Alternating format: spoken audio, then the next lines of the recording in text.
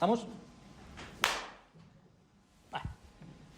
Buenos días a todas, a todos. Muchísimas gracias por estar aquí una vez más con nosotros, en la Sociedad Tolkien Española, en España de Númenor. Hoy tenemos una charla muy interesante. Tengo el orgullo y el honor de presentar a un compañero de Desmial de Númenor. Él es Javier Saburido Lairendil, dos flores también, para los que no le tengáis localizado. Hobbit de vocación, bebedor de café semiprofesional y graduado en Filología Hispánica. El título de la charla que tenemos hoy es Bad Baggins, A Queer Place. Para los que no lo conozcan, es una cita textual de El Hobbit, y bueno, no voy a decir nada más, simplemente ven a conocer otra forma de ver la obra de Tolkien. Tradicionalmente se ha visto El Señor de los Anillos como una obra eminentemente heterosexual, pero en la charla de hoy veremos que hay suficientes elementos en el texto para interpretarlo de otra forma. Pretendemos que sea un punto de partida introductorio en habla hispana a la perspectiva queer, animando al público a que se adentre en estos estudios por su cuenta. No te pierdas esta charla, que no dejará indiferente ni a fans veteranos ni a personas que están descubriendo ahora la obra del profesor. Para terminar, me gustaría hacer una pequeña advertencia, lo venimos haciendo en charlas anteriores. Antes de continuar, la Sociedad Tolkien Española y por extensión el Desmial de Númenor no tiene una postura predeterminada sobre el tema de la charla ni ningún otro. El punto de vista que se expresa en esta charla es únicamente propiedad de su ponente y es producto de un proceso de investigación y de análisis que no representa necesariamente la postura oficial de nuestra asociación. Esa postura se manifiesta en nuestros estatutos como la divulgación de la vida y la obra de Tolkien. Y en Númenor abogamos por un entorno abierto. Creemos firmemente en la importancia de explorar diferentes perspectivas, de enriquecernos mediante la diversidad de ideas y promover un intercambio constructivo. Esta charla es, por tanto, un espacio para la reflexión, el aprendizaje y el intercambio de ideas, donde cada opinión es valiosa y contribuye a enriquecer el debate. En aras de construir ese entorno seguro, os animamos a participar activamente y compartir vuestras ideas con respeto hacia los organizadores y el ponente. Muchas gracias y espero que disfrutéis de la charla.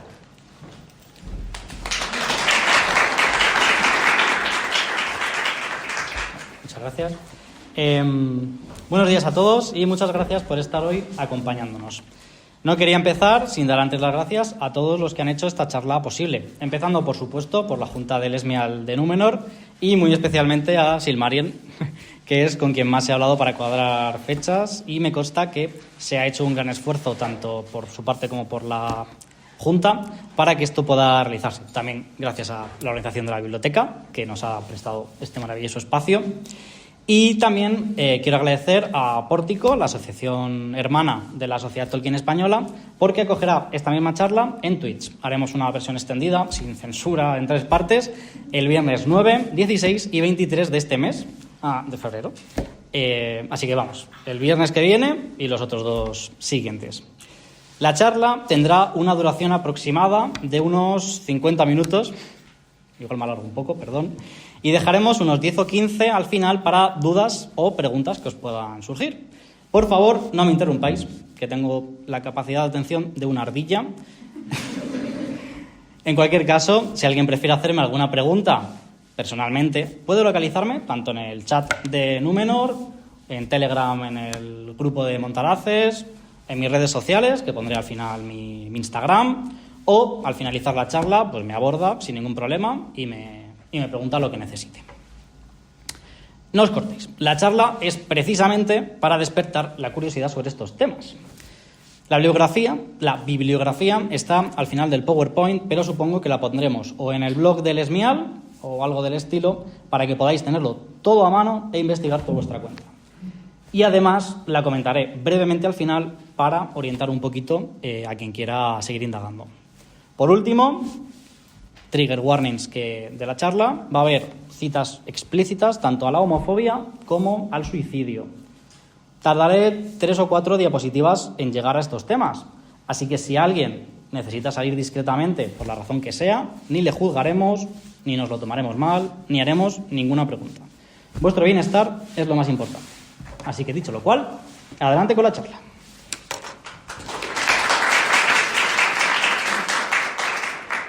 Las páginas están mal. Y el año. Pero tenía que cambiarlo de uno en uno, y no lo hice. El tema que vamos a tratar hoy, tristemente, y hasta donde llega mi conocimiento, ha sido escasamente tratado en la órbita hispanohablante. Por ello, el principal objetivo de la actual ponencia no es otro que mostrar esta perspectiva de análisis de la obra del profesor y animar a que más personas trabajen en este sentido. Yo no soy filólogo inglés, así que todo lo que diga parte de lecturas de otros estudiosos. Pero estoy seguro de que entre el público habrá personas más cualificadas que yo que espero tomen el testigo y lleguen a donde mi capacidad no puede llevarme. La ponencia estará estructurada en 3 bloques. En el primero abordaremos lo queer en la vida de Tolkien y cómo esto pudo influenciar en su obra, tanto de forma positiva, por amistades y relaciones que mantuvo con personas del colectivo, como de forma negativa por el contexto de la época. En el segundo bloque entraremos ya en el texto y, citando a Ostertag, que ya os familiarizaréis con ella, seguiremos las miguitas de pan que el autor nos fue dejando. Finalmente, comentaremos brevemente la bibliografía empleada para orientar a los interesados. Como ya he dicho, espero no solo que disfrutéis de la ponencia, sino también que os animéis a indagar. Lo extratextual, o sea, lo que está por fuera del texto. Para arrancar motores, empezamos hablando brevemente del contexto histórico relativo a la homosexualidad y continuaremos con personas abiertamente LGTB o sospechosas de serlo, que rodearon a Tolkien y su relación con ello. Para este fin, tanto las cartas como el libro de Garth han sido fuentes primordiales, como el resto de la bibliografía hasta el final. Muy bien. Como diría la estupenda Nuria Mediavilla, actriz de doblaje de Galadriel, en la introducción de las películas, el mundo ha cambiado. Y eso no solo se nota en el agua, la tierra y en el aire, se nota sobre todo en los derechos y la dignidad conquistadas por el colectivo. He intentado ser breve y conciso con la diapositiva, pero nadie escribía sencillamente sobre homosexualidad en el Reino Unido de los años 50. Sí, hubo valientes excepciones que sirvieron para llegar a donde estamos hoy, pero un humilde profesor universitario con 2 o 3 hijos no es precisamente el perfil de persona que puede jugársela con textos escandalosos. Y es que no solo la homosexualidad era ilegal y duramente reprimida. Me he confundido de diapositiva, yo creo.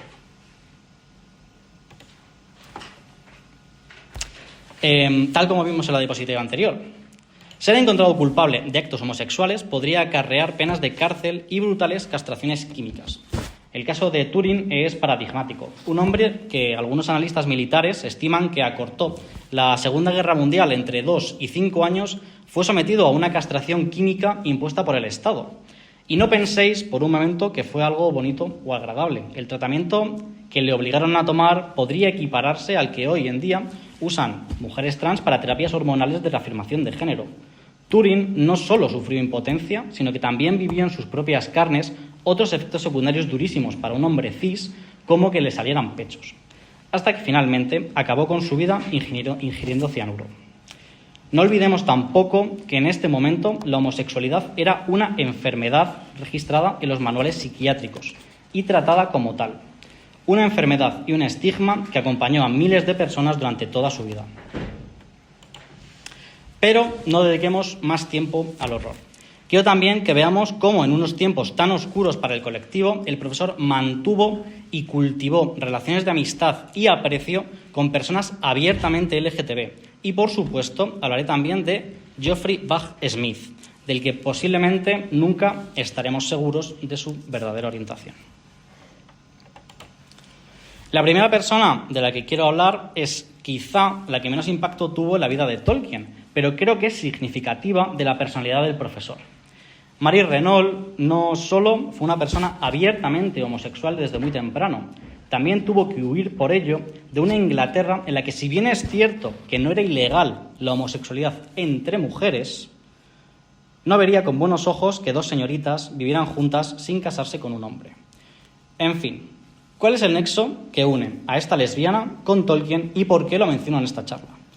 Una cosa que me ha pasado al hablar de perspectiva queer en su obra es que hay gente que da a entender que Tolkien no sabía de estas cosas, como si hubiera vivido en una realidad paralela en la que la palabra queer solo significa extraño, entraremos en ello más adelante, o las personas homosexuales no existían. El hecho es que los gays han existido siempre y además tenemos pruebas de su amistad con Tolkien. Una de ellas es Mary Renault, que fue alumna del profesor en el St. Hugh's College y, como veremos en la siguiente diapositiva, el profesor era consciente de su obra literaria.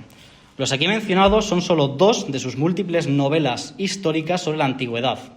En estas, que lamentablemente no he leído, se hace mención explícita a relaciones sexuales entre personas del mismo género. Sí, hubo un Tolkien serio, académico y fumando pipa, leyendo sobre una orgía en la que participan personas homosexuales. Aquí lo tenéis, podéis comprar el libro y verlo con vuestros propios ojos. De nada. Muy bien, una vez demostrado que Tolkien sabía que los gays existen, en fin, y visto que tenía relaciones con ellos de amistad y cordialidad, pasemos al siguiente caso de estudio, que es nuestro amigo W.H. Auden. Bienvenida. En el caso de Auden me ha desconcertado y he tenido que releer bastante las cartas. En principio tuvieron una relación de cordialidad. Después Auden escribió un artículo en el New Yorker en el que decía cosas feas sobre la casa de Tolkien y hubo ahí una fricción extraña entre ambos y finalmente volvieron a llevarse bien. Como vemos en las cartas citadas, la 284 y la 265, Auden envió una copia de su libro de poemas About the House. Este tampoco he tenido la ocasión de leerlo, pero tengo entendido que la mayor parte de los poemas tratan sobre su casa en Viena y es el primer uso que hace Auden del haiku. En cualquier caso, debió de gustar mucho a Tolkien, pues en la carta 284, justo posterior al evento sobre la vivienda y este rollo que tuvieron, le dice que lo cogió antes de ir a dormir y antes de darse cuenta estaba helado de frío, de pie al lado de la cama y que no podía parar de leer y releer los poemas. Esto quizás sorprenda a alguien, pero Tolkien fue desde muy joven aficionado a la poesía. Como veremos en la parte dedicada a Bugge Smith, inicialmente Tolkien quería ser escritor de poesía y sus amigos le animaron en numerosas ocasiones a que publicara su obra poética. Pero volviendo a Auden, la vida de este caballero me parece de lo más interesante. Casi se me escapa como homosexual porque efectivamente estuvo casado con una mujer lesbiana, para ser exactos. El motivo de este matrimonio fue salvar a Erika Mann de la persecución nazi, un motivo, si me lo permiten, más que loable en unos momentos tan trágicos. Tristemente no hay ninguna referencia a su orientación sexual en las cartas con Tolkien. Tal y como hablaré en el apartado sobre metaficción, no podemos perder de vista lo filtradas y sesgadas que están las cartas publicadas. Quizá en la edición ampliada que salió hace poco haya más información, aunque si no ha habido escándalo, supongo que no habrá sido el caso. La cosa es que leyendo las cartas y estando casado con una mujer, tuve la duda de si se sabría en su época que Auden era gay. Investigando un poco me quedó claro. Tenía que ser público, ya que en 1942...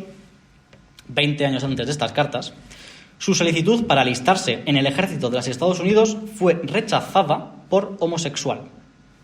No estoy familiarizado con los procesos de alistamiento de 1942, pero en plena Segunda Guerra Mundial y con el Frente Oriental Europeo a punto de explotar, no creo que fueran especialmente puntillosos, así que entiendo que debía de ser público y notorio que Auden era gay. Por último, me gustaría destacar esta carta que le mandó Tolkien. Es una carta que me parece muy interesante por varios motivos. El primero es que es posterior al desafortunado incidente del New Yorker. Como podéis ver, Tolkien hace referencia a un elogio que Auden ha hecho el poema Frodo's Dream, que leeremos en la siguiente diapositiva. El profesor llega a decir que hizo que se le meneara la colita. Y más allá del tema queer, solo por ver al profesor escribiendo eso, ya vale la pena detenernos en esta carta. A mí, por lo menos, me hace muchísima gracia, porque contrasta con la imagen que muchos quieren dar de un hombre serio y aburrido. Interesante también el hecho de que mencione que le encantaría volver a verse pronto. Desconozco si tal encuentro llegó a producirse, pero espero que así fuera y se lo pasaran estupendamente hablando de poesía antigua. Y hablando de poesía, veamos este fragmento final del poema que menciona Auden, Frodo's Dream. Lo podéis encontrar por otro nombre, pero se me ha olvidado ponerlo. Está en inglés y como la charla es en español, me he tomado el trabajo de traducirlo. Lo que pasa es que no he encontrado una traducción y he tenido que hacerlo yo. Entre las casas cerradas el viento murmuraba, las calles desiertas. Me senté en un portal y allí, donde la llovizna zanja abajo corría, mi pequeña carga arrojé sin piedad. Granos de arena apretados en mis ávidas manos y en silencio, muerta, una concha marina. Nunca más oiré doblar la campana de mar. Nunca más mis pies pisarán esa orilla. Nunca más esos lugares, pues por tristes pasajes, por ciegas callejas y por largas calzadas, con mis harapos camino. Solo me hablo a mí mismo, pues siguen callados los que a mi lado pasan. Lo primero que me gustaría destacar es que no me extraña que a Tolkien le hiciera tanta ilusión que alguien elogiara su poesía. Ciertamente, su obra de más calidad es la narrativa, pero no mucha gente sabe que su debut literario fue con la poesía, en la Primera Guerra Mundial. Bueno, ya en el instituto tuvo una obra poética de una dimensión aceptable y, como puede verse en el libro Tolkien y la Gran Guerra, el que he mencionado al principio, escrito por Garth, uno de sus mayores intereses antes y durante la guerra fue la poesía, llegando al punto de que sus amigos le animaron a publicarla y fue rechazado por una editorial. Es una lástima que no haya ningún libro en el que se recopile toda su obra poética. Sería muy útil para estudiantes como yo de su obra, ya que esa parte siempre queda olvidada y para él es importantísima. Sí que es verdad que hay una recopilación de la poesía intratextual de las novelas, pero no se incluye toda la poesía, la anterior del instituto y todo eso. Entonces, pues bueno, es una pena, pero... Volviendo al tema de este poema en particular, me parece interesantísimo que una persona homosexual elogie precisamente esta pieza. Un poema reflexivo, en el que Frodo, un personaje que puede leerse de forma queer, deambula solo y aparentemente marginado de la sociedad. Algo que indudablemente es fácil que resuene con la experiencia gay de un hombre que tuvo que irse de Reino Unido precisamente por su condición y que no sabe si podría volver en algún momento. Quizá este tipo de lecturas de Auden a la obra de Tolkien podrían dar para otro artículo o trabajo indagando en la biografía y obra audeniana. Y os animo a ello. Muy bien, ya para finalizar en este recorrido, pasemos a la última figura en la vida de Tolkien que trataremos hoy. Geoffrey Bach Smith, el caballero de la foto. Esta figura ha sido bastante misteriosa para el público general hasta la publicación de Tolkien y la Gran Guerra de Garth. Bueno, y de la película biopic de Tolkien basada en este mismo libro. Pero, ¿quién era Geoffrey Bach Smith? Tolkien y él se conocieron en el King Edward's School, cuando eran adolescentes. Y allí fundaron, junto a otros dos amigos, el Tea Club and Parrovian Society, o TCBS, que es como se referirán a este pequeño grupo habitualmente. En las cartas se están continuamente mencionando esto. Esta pequeña asociación tendría una enorme influencia en su obra temprana, ya que varios escribían poesía y animaron a Tolkien a publicar la suya. Eran estos los que animaron a Tolkien a que publicara su poesía y que, bueno, fue rechazado. De la TCBS y su influencia se podría dar otra charla entera, así que con esto yo creo que vamos a dejarlo por aquí. Volviendo a Geoffrey, él mismo escribió un libro de poemas que fue póstumamente publicado por Tolkien, y aquí es donde empieza el lío con esta figura. Gran parte de la crítica ha considerado este poemario como homoerótico. Ahora en un momento leeremos un par de fragmentos. Pero esto tiene el problema de mezclar obra y autor. ¿Tiene un autor que ser necesariamente gay si escribe literatura homosexual? ¿Se habría autocensurado si hubiera vivido para publicar él mismo su obra? ¿Podemos acaso estar seguros de que su obra tenía una temática homosexual? Todo ello, lamentablemente, creo que son preguntas sin respuesta, como casi todas las que veremos respecto a él, ya que murió en la batalla del Somme, una batalla que fue una absoluta carnicería en la Primera Guerra Mundial. Todas estas preguntas creo que darán sin una respuesta definitiva, tanto positiva como negativa. Creo esto porque, para empezar, murió muy joven, y los rastros que pudiera dejar en vida se han enfriado en este largo siglo que ha transcurrido desde su muerte. Además, está el problema, que veremos también con Tolkien más adelante, del sesgo a la hora de publicar sus cartas y escritos más personales. A fin de cuentas, todo lo que tengamos tendrá que pasar por el filtro del tiempo y el de sus descendientes. A fin de cuentas, hoy en día hemos avanzado mucho, pero quién sabe qué cartas se quemarían o qué poemas se han quedado en el camino por familiares que en su momento pudieron querer defender el buen nombre de Geoffrey Bagge-Smith. Por último, está el tema de que nunca se le relacionó con ninguna mujer. Mientras el resto de la TCBS estaba casándose o comprometiéndose, hay un extraño silencio al respecto en la vida de Geoffrey. Esto, claro, justo antes de la Primera Guerra Mundial, cuando era importante casarte, porque si morías en el frente, tu viuda recibía pensión y recibía ayudas. Por eso muchos soldados se casaban precipitadamente antes de partir. Entonces, es llamativo que no hubiera ninguna mujer o ninguna mención al respecto. Quizá, sencillamente, no estaba interesado en ese momento o no encontró a ninguna candidata. Otra posibilidad es que la hubiera, pero no nos haya quedado ningún registro que hayamos podido encontrar. O puede que fuese gay. Claro. Otra teoría que revolotea tras la publicación del libro de Garth y el biopic de Tolkien es un posible enamoramiento de Bagge-Smith hacia Tolkien. Sí que es verdad que las cartas que intercambiaron son muy cariñosas, pero no parecen ser suficientes para afirmar o negar definitivamente esta teoría. También está el poema que veremos en la siguiente diapositiva, pero vuelve a tener el problema de mezclar obra y autor. En fin, lamento que esta parte tenga tan pocas certezas, pero ahora mismo es todo lo que puedo daros. Si me preguntáis mi opinión personal, yo creo que Bagge-Smith fue homosexual. No tengo claro si llegó a enamorarse de Tolkien, aunque sí que creo que lo que sentía por él se aproximaba más al amor que a la amistad. Además, creo que sus poemas tienen una clara carga homoerótica, y el análisis comparativo de la obra tolkieniana y sus poemas arrojarían luz sobre ese pozo queer que tiene la obra de Tolkien. Pero, como digo, esta es mi opinión. Es posible que si investigo más, la cambie o se refuerce. Preguntadme dentro de un año y un día a ver qué voy pensando. Vamos a pasar a ver los poemas brevemente.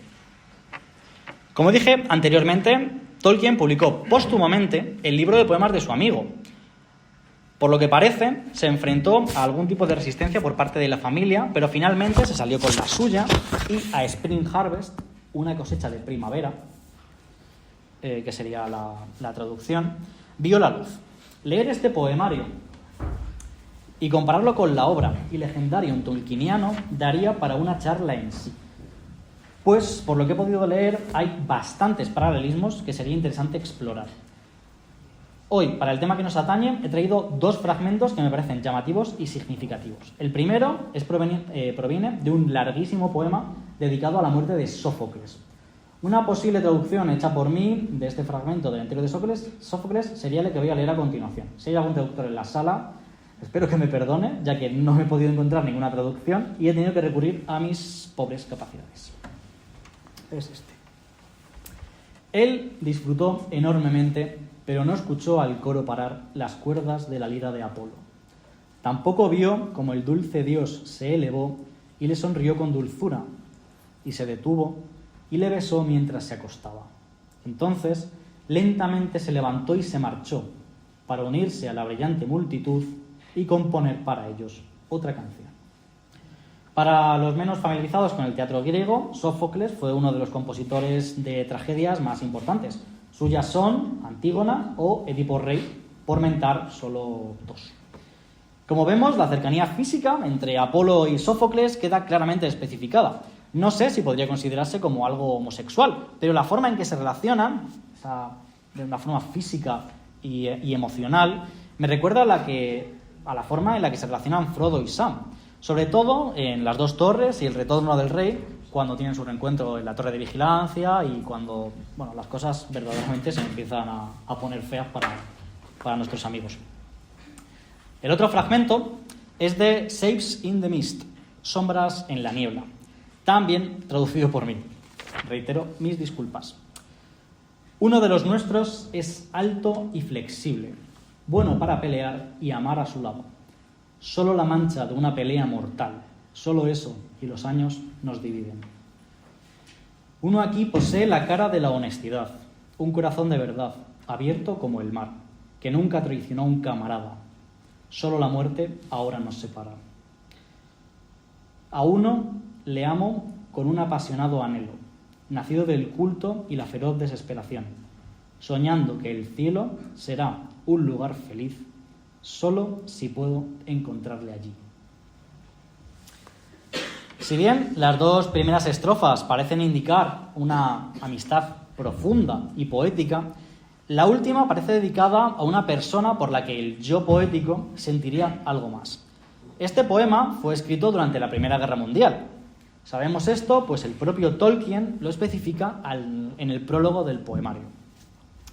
Tal y como han señalado numerosos estudiosos, la vida en las trincheras supuso para los soldados vivir en un espacio aparte de la sociedad y las reglas establecidas. Como puede verse en muchas cartas, los soldados tenían la sensación de que en casa nadie iba a entenderles. Una sensación que, sinceramente, estaba bastante bien encaminada. El horror, la comprensión entre camaradas, el espacio liminal de la guerra, todo ello son factores que ayudan a explicar la numerosa bibliografía sobre las relaciones homosexuales en los frentes de la Primera y de la Segunda Guerra Mundiales. A fin de cuentas, cuando día tras día ves morir a cientos de compatriotas, ¿qué te queda por perder? ¿Por qué seguir reprimiendo un sentimiento cuando mañana puede ser otro más en las interminables listas de bajas? Baj Smith murió en la batalla del Somme y solo en esa batalla murieron 1 millón de hombres y duró 4 meses y 17 días. Unos 600.000 en el bando británico y 400.000 en el alemán, o al revés, ahora no lo recuerdo bien, perdón. En fin, para terminar de cerrar este apartado dedicado a Baj Smith, me gustaría resaltar que su obra es de dominio público y ojalá alguien de quienes me están escuchando se anime a echar un ojo a su poesía y hacer una charla como esta, profundizando en su relación entre la obra de Baj Smith y la de Tolkien. Sí, voy a ir soltando este tipo de recomendaciones continuamente, es lo que hay. Y a modo de conclusión de esta sección biográfica, y como ya dije al principio de la misma, queda claro que Tolkien vivió, interactuó y trabó amistad con personas del colectivo LGTB sin que eso supusiera ningún problema o prejuicio por su parte, por lo que considero más que probado que las alegaciones sobre su desconocimiento o prejuicios contra el colectivo basados en su condición de católico son más una proyección personal de aquellos que pretenden utilizar o convertir en un arma la obra del profesor, más que en una realidad tangible o demostrable. No se sostiene que Tolkien no supiera que existen personas homosexuales. No se sostiene que no supiera cómo es la vida y relaciones de estas personas. Tolkien no vivía en una burbuja o en un convento católico ajeno a la realidad.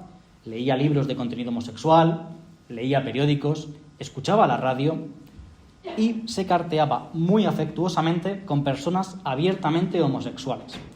Además, tal y como se recoge en su carta 203 y en el prólogo del Señor de los Anillos, él era un firme defensor de la aplicabilidad frente a la alegoría, por lo que por mucho que se insista, su obra no es una alegoría católica. Es una obra eminentemente ficticia, fantástica, multifacética, profunda y abierta a distintas lecturas. Sí, lecturas a veces contrapuestas o en apariencia contradictorias.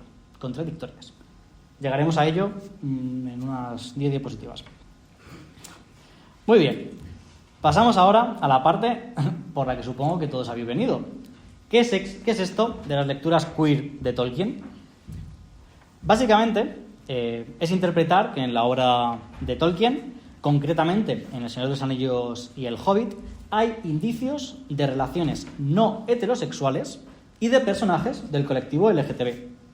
Esto podría ser una descripción, aunque podrían englobarse también bajo el paraguas de lo queer las lecturas feministas y coloniales o postcoloniales, que hoy no voy a tratar, no es el día, pero es muy interesante. Para esto, básicamente, hay dos formas de abordar el tema. O bien el autor quería que se leyera así, o bien el autor involuntariamente introdujo esas lecturas. Así, por una parte, estaría la intención autoral. Tolkien quiso que Frodo y Sam se leyeran como una pareja gay o bisexual, pero por las limitaciones de su época no pudo hacerlo de forma explícita. O bien, Tolkien no creó esa relación con la connotación de que sean homosexuales de forma voluntaria y es el público el que la interpreta así. Hoy intentaremos explorar ambas posibilidades, pues considero que las dos vías abren caminos interesantes. Para empezar, hay que entender que la literatura es una forma de comunicación. Esto quiere decir que hay un emisor, Tolkien en este caso, que transmite un mensaje, El Señor de los Anillos y El Hobbit, utilizando un código, el inglés, con el filtro de la traducción, si lo leéis traducido. Y todo inmerso en un contexto. El contexto es importante, pues tanto el del emisor puede explicar ciertos elementos de la obra, como el del lector, que puede explicar ciertos elementos de su interpretación. Esta comunicación es unidireccional y es importante no olvidarlo. Y esto cuando no hay interlocutores intermedios, como un traductor. Un traductor siempre va a actuar como filtro y siempre va a añadir o quitar contenido de la obra traducida. En el caso de la obra de Tolkien tenemos la suerte de contar con unas traducciones extraordinarias. Menciono aparte al Jovito de Argentina, que recomiendo encarecidamente que miréis el graciosísimo destrozo que hicieron. Pero aún así, ese filtro existe y hay que tenerlo en cuenta. Como veremos más adelante en el apartado dedicado a la palabra queer. En una conversación pueden producirse malentendidos, pero el receptor tiene herramientas para devolver el mensaje al emisor y que lo vuelva a emitir o aporte información adicional para salir de dudas. Por poner un ejemplo, dos amigos van por la calle y uno le pregunta al otro: ¿tienes chicle? Y el otro le responde que si quiero o que si tengo. En esta comunicación ha habido un elemento de ambigüedad. Para el receptor, tienes también ha sido decodificado como quieres. Y necesita que le den más información o que le reenvíen el mensaje de una forma más clara para poder dar una respuesta con sentido. Sacar la mano o meter la mano en el bolsillo a sacar el paquete de chicles. En la obra literaria no existe esa posibilidad, con excepciones muy contadas, como el Twitter el de Buto Humens, que te responde. El escritor libera su obra al mundo y el lector se enfrenta a ella de forma independiente, separada. Son dos esferas diferenciadas que no pueden realimentarse. Y además, al escritor le es indiferente la respuesta o la interpretación del receptor. Una vez liberada, no hay nada que pueda hacer el escritor. La obra ya pertenece a los lectores y son ellos quienes le dotan de significado. No hay que olvidar que un libro son un montón de papeles, como un ladrillo. Es el lector el que tiene que darles un significado. ¿Por qué creéis, si no, que se convierte una obra en un clásico? Porque todas las generaciones, desde que se publicó hasta hoy, se han visto en ella o han visto en ella algo que les interpela. La única constante en los clásicos es la mutabilidad. Son obras que evolucionan y cambian con sus lectores de año en año, de época en época y de generación en generación. Una obra que solo tiene una lectura y solo una está condenada al olvido. Dicho esto, hay distintas posturas respecto a la intencionalidad de Tolkien. Hay quienes defienden una postura cripto-gay, es decir, que Tolkien escondió esta lectura dejando pistas en el texto, ya que el contexto de su época no le impedía haberlo publicado de forma explícita. Hay también quien defiende que Tolkien lo hizo sin querer, pero que las lecturas queer de las personas del colectivo se sostienen en imágenes, figuras y elementos de la trama que resuenan con sus experiencias personales. Y, por supuesto, queda la lectura tradicional de que no hay nada de eso, que la obra de Tolkien es heterosexual y católica. Pero bueno, ¿quién se toma en serio a esa gente tan aburrida? Es por ello que en esta diapositiva he querido mostrar de forma gráfica ese gradiente de lecturas. Como vemos a la izquierda, tenemos una cita literal de Tolkien extraída de una entrevista hablando sobre el tema central de su obra. El tema central de mi obra es la muerte Y la inmortalidad, todo lo demás, son añadidos. En medio, lecturas compatibles con la intención autoral, pero que o bien no está demostrado que se alineen totalmente con la misma, o bien hay parte que proviene del contexto y de las lecturas del lector. Y por último, lecturas totalmente aberrantes que no tienen nada que ver ni con la intención autoral ni con la materialidad del texto, no contando con ningún tipo de soporte en la obra. En realidad, Sauron era el bueno porque logró el pleno empleo en Mordor e industrializó Isengard.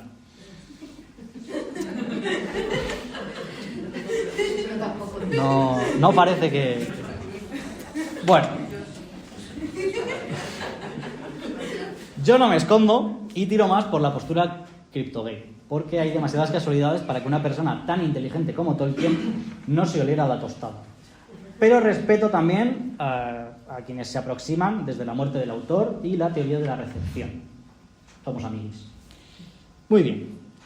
Pasemos ahora a las miguitas de pan que nos dejó Tolkien y que explican el éxito de las lecturas queer entre sus lectores.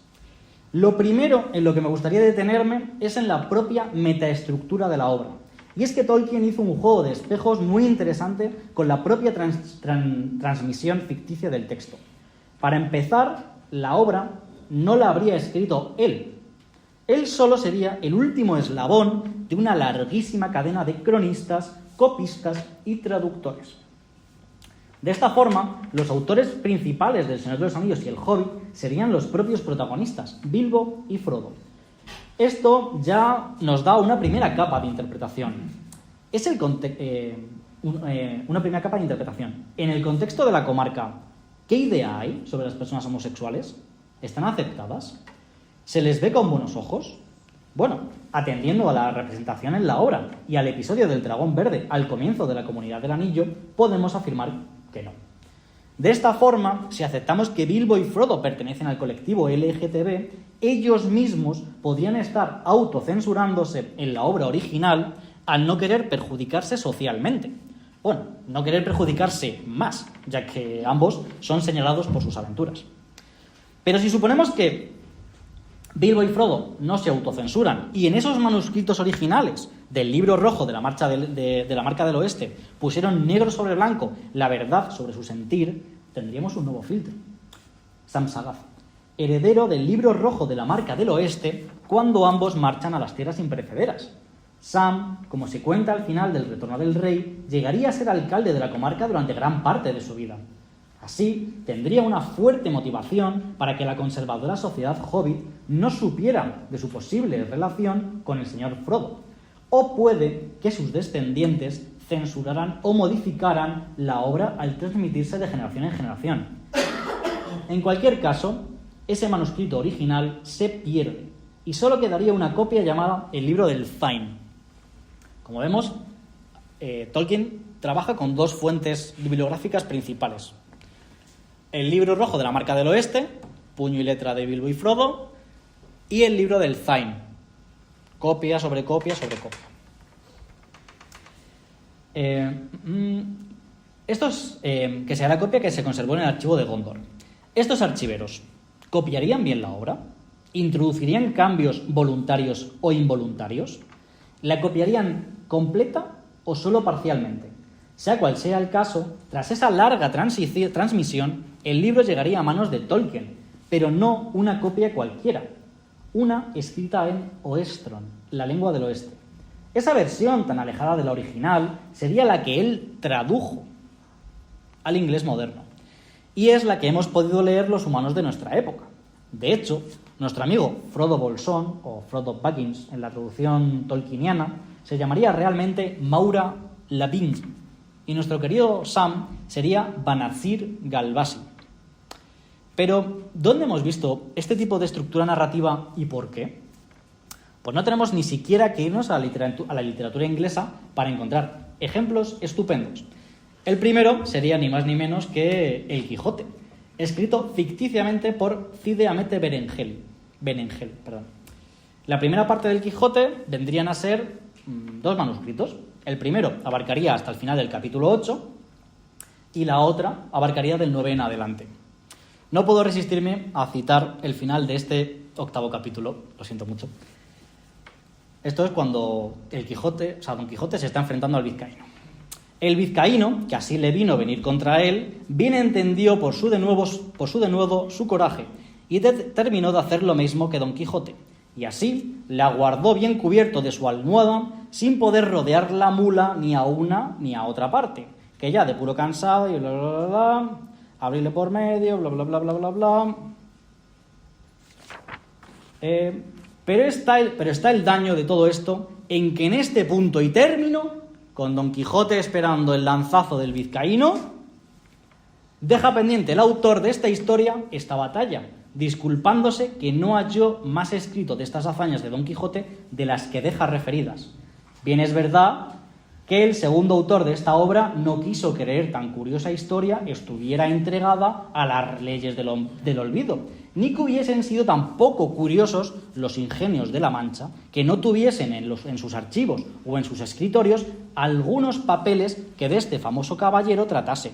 Y así, con esta imaginación, no se desesperó de hallar el fin de esta apacible historia, el cual, siendo el cielo favorable, le halló del modo que se contará en la segunda parte. Si es que está todo en Cervantes. Pero al margen de la similitud de la herramienta utilizada, ¿qué más compartían Tolkien y Cervantes empleando esta técnica?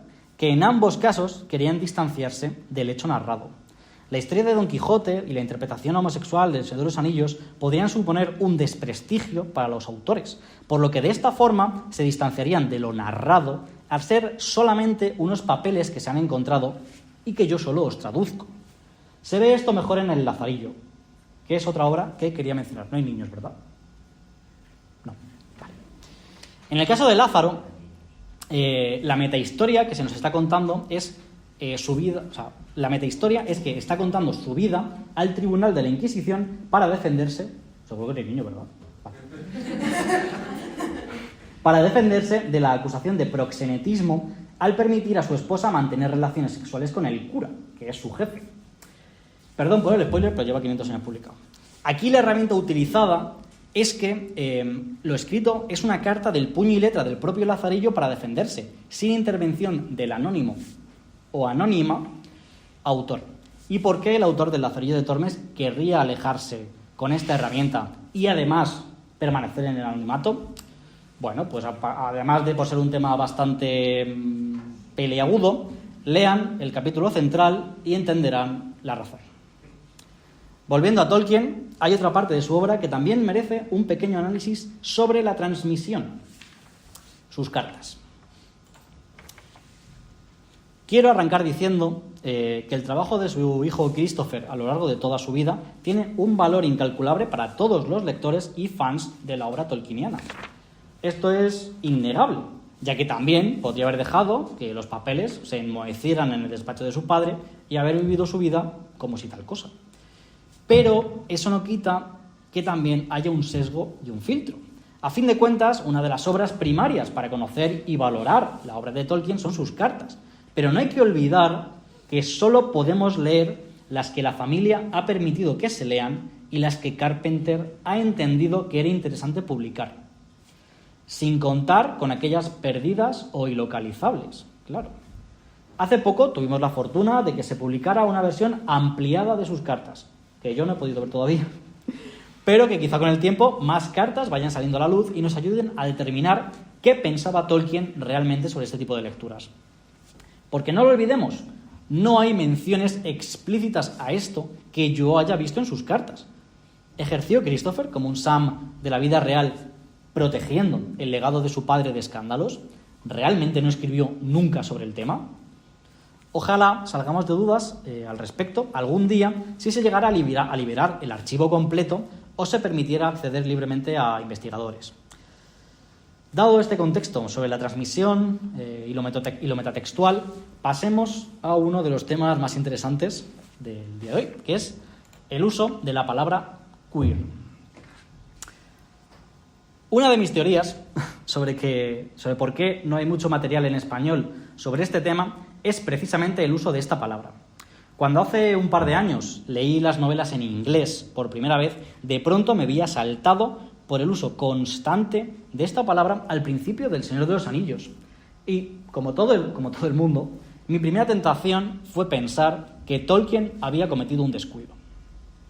Bueno, 8 descuidos en el primer capítulo, para ser precisos. Pero luego pensé, ¿es creíble que un profesor universitario de lingüística que trabajó en el diccionario Oxford, que tuvo arduas peleas con sus propios correctores, y que revolucionó el estudio del inglés medio o las runas vikingas, no supiera exactamente qué significa y qué connotaciones tiene una palabra que no para de usar? En este punto creo que tenemos que ponernos de acuerdo. O Tolkien era un genio de la lingüística, creador de idiomas enteros y eminencia en general, o era un escritorzuelo de 3 al cuarto que reparte las palabras en el texto como quien echa pimienta sobre un filete, donde vayan cayendo. Lo que vemos en pantalla es la definición del Oxford English Dictionary, el mismo en el que trabajó Tolkien. Y sí, sé lo que estáis pensando ahora mismo todos. Javi, la palabra queer significa eso ahora, pero no durante la época de Tolkien o cuando escribió sus novelas. Vamos a ello. Tal como describe Kisor en su maravilloso artículo de 2023, el año pasado, el uso de la palabra queer para significar homosexual ya está presente en el diccionario desde 1914, empleado como adjetivo, pero hay registros de su uso escrito como sustantivo desde al menos 1826.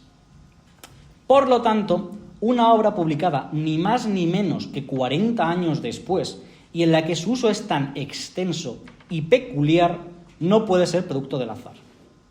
Sí que es cierto que el empleo que hace Tolkien siempre es ambiguo, llegando a jugar con esta palabra en la escena del dragón verde del capítulo 1 en la Comunidad del Anillo, de donde saqué el título de esta charla, que es este. Perdón por el bloque de texto, pero considero este fragmento crucial para la interpretación queer de la obra. Os pongo en situación. Estamos en las primeras páginas de la Comunidad del Anillo. El padre de Sam, el molinero y unos cuantos hobbits más se están tomando unas pintas en la taberna comentando el gran chisme del momento, el cumpleaños de Bilbo. Esta conversación gira en torno a la extrañeza y peculiaridad del señor Bilbo, y también entra a colación la extrañeza y otredad de otros colectivos dentro de la propia comarca, como los Tuc o los Brandigam. Como vemos, pueden marcarse en la interpretación tradicional de queer como extraño, como el gran otro con la O mayúsculas.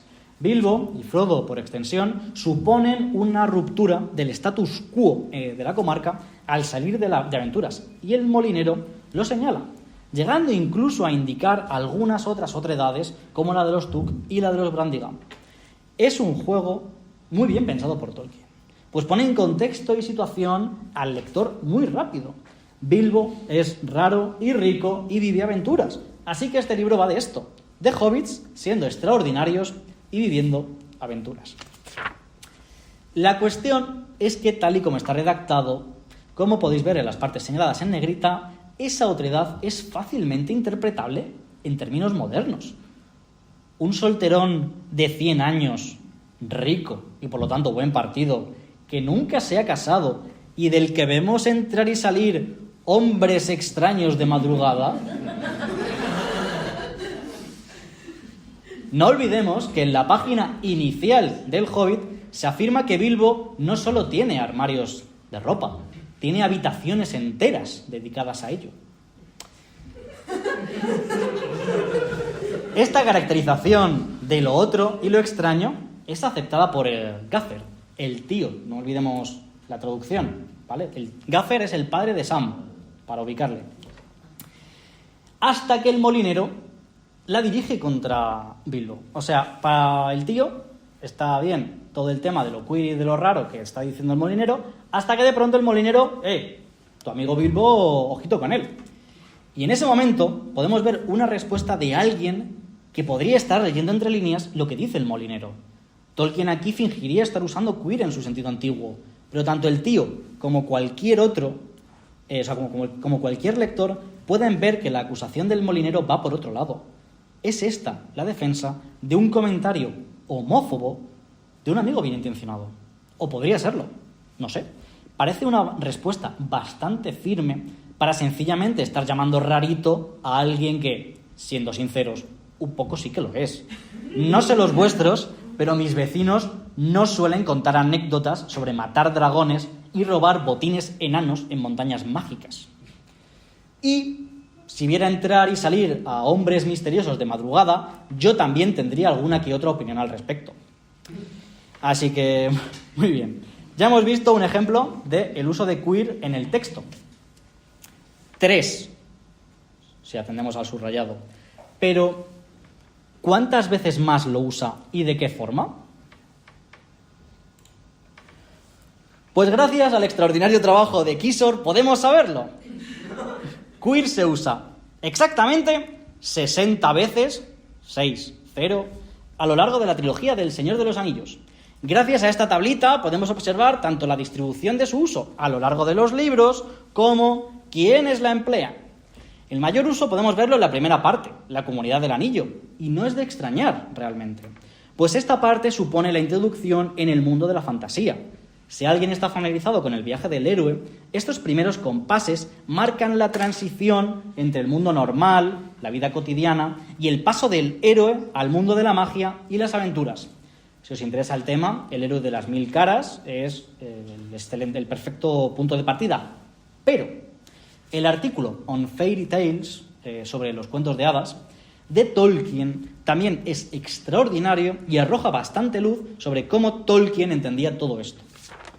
Podéis encontrarlo normalmente en las ediciones de Cuentos del Reino Peligroso, normalmente hasta el final, o también en The Monsters and the Critics, Los monstruos y los críticos, que recoge varios ensayos de Tolkien, entre ellos este.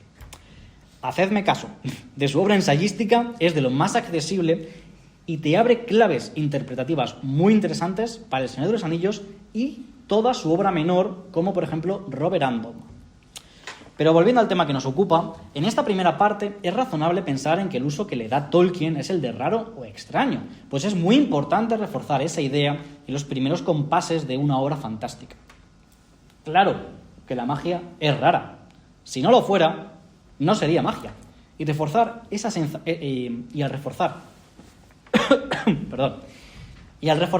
sensación, llevamos al lector al asombro y a afirmar el contrato social de que todo esto funciona y es verosímil. De lo contrario, toda la obra se derrumba como un suflé. No paso página, ¿verdad? Ahora. El uso de la palabra queer ha evolucionado con el tiempo. Todos me decís lo mismo cuando saco el tema. Tolkien se refería a que es rarito. Y el problema es que sí, pero no. Los matices en su significado evolucionan justo a lo largo de la vida de Tolkien. Esta gráfica me la he inventado, O sea, la he hecho yo. De esta forma, a mediados del siglo XVIII o XIX, si tú fueras por la calle y dijeras algo así como «ese señor es muy queer», la gente que te oyera entendería indudablemente que te refieres a una persona estrafalaria. Posteriormente, hay un proceso de transición caracterizado por la ambigüedad.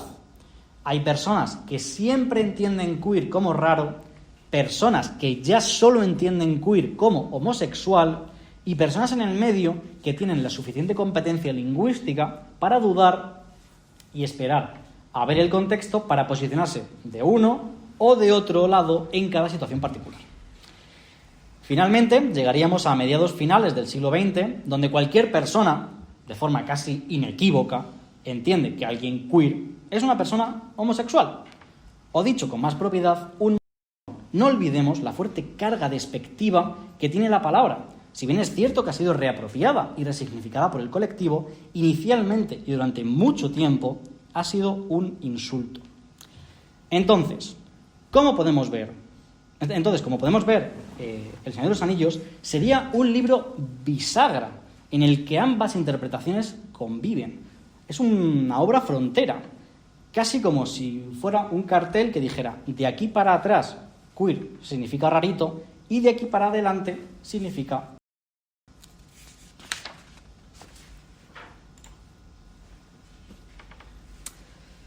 ¿Sería consciente Tolkien de esto? Hay quien defiende que no se dio cuenta, que no sabía que se usaba de esta otra forma. Pero incidiendo... no, es que esto es la conclusión de lo anterior, perdón. Hay quien defiende que no se dio cuenta y que no sabía que se usaba de esta forma. Pero, incidiendo en lo que comenté al principio de esta sección, ¿es creíble que una persona de la cultura y el nivel lingüístico de Tolkien la usara 60 veces sin querer? A mí no me lo parece. Mi interpretación es que, de forma muy inteligente, usó la palabra queer para caminar por la frontera exacta de ambos significados y dejar el rastro de migas de pan necesarios para llegar a este tipo de lecturas. Si observamos la tabla 2, a la derecha, podemos ver que el uso se concentra en los hobbits. Esto, unido al uso acompañado de palabras relacionadas con lo raro, apuntarían a que el uso mayoritario de queer en el texto sería para detonar extrañeza, tal y como se ve en las conclusiones de Kisor. El artículo lo tengo al final en la bibliografía, lo comentaré después. Es bastante razonable esta lectura, ya que los hobbits cumplen el papel durante gran parte de la obra de ejercer como contrapeso a lo extraño, lo mágico y lo sublime. Son, en muchos casos, la parte más humana de la obra y bailan constantemente en la frontera de lo extraordinario, por lo que es normal que las palabras que usan para expresar esa extrañeza que comparten con el lector. Sé que es una constante en esta charla, pero esto es una cuestión de intención autoral contra recepción del lector. Y como hemos visto, Tolkien deja suficientes vías en la obra para que esas lecturas arraiguen y tengan sentido en el propio texto. A fin de cuentas, las lecturas queer de Tolkien existen al margen de la intención del autor y, sobre todo, han existido desde bastante antes de que las hicieran personas del propio colectivo. Pero eso ya es tema para otra charla sobre memes, teoría de la recepción y homofobia. Así que vamos a dejar parcialmente quieto el melón por el momento. Muy bien, visto ya el tema de la palabra queer, pasemos al último de los grandes bloques que vamos a tratar hoy, la relación de Frodo y Sam.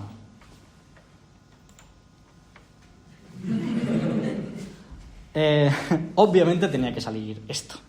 Hay literalmente toneladas de memes, canciones, ilustraciones, fanfics y artículos sobre la relación homosexual de estos dos hobbits. Es por ello que el enfoque de las siguientes diapositivas no es discutir si existe o no existe esa lectura, sino rastrear sus orígenes en el texto.